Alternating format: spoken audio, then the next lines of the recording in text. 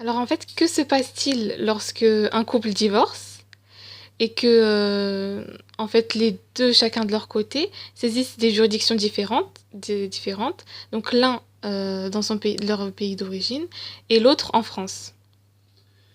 Ah, c'est le cas de 80% des couples mixtes ou même des couples français, devenus français,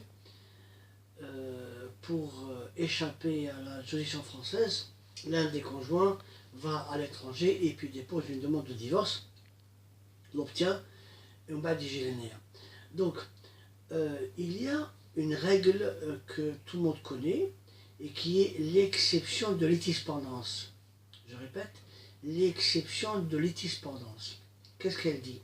Elle dit que quand deux juridictions de même niveau sont saisies pour la même affaire, la deuxième juridiction saisie se dessaisit au profit de la première. Je répète, quand deux juridictions de même niveau sont saisies pour la même affaire, la deuxième se dessaisit au profit de la première. Je vais le dire en arabe باش نفهم. لما جوج تاع المحاكم ياك تدخلوا فيهم مثل وحده en France وحده au Maroc ولا en Algérie ياك المحكمة الثانية اللي دخلتوا فيها يليق توقف الملف وتسمح للمحكمة الأولى هي اللي تنص في القضية.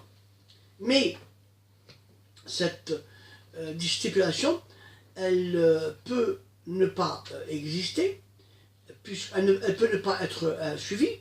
Pourquoi? Parce que pour pouvoir assigner un conjoint dans un pays étranger, il faut premièrement faire établir qu'il a sa résidence légale là-bas. Or, il réside ici. C'est pourquoi 80% voire plus des procédures engagées à l'étranger n'aboutissent pas ou ne sont pas reconnues en France. En général, quand un divorce est prononcé à l'étranger et que les deux parties sont d'accord, il n'y a pas de problème. Même ils viennent ici et ils demandent au parquet son opposabilité en France. Et en général, il est obtenu.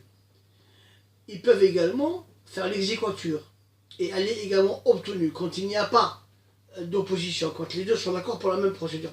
Mais quand il y a une guerre, et que l'époux va en Algérie ou au Maroc faire le divorce pour que son épouse n'ait pas des papiers, etc. Et l'époux qui les est dépose une nouvelle demande en France et il justifie بلي هو عايش هنا, leurs enfants عايشين هنايا, هي عايشة هنايا, et qu'il a été ailleurs pour divorcer. Donc le juge français ne se dessaisit pas, d'accord, et il poursuit la procédure et rend un jugement comme si rien ne s'est passé à l'étranger. C'est le premier point. Le deuxième point, c'est par rapport à l'ordre public.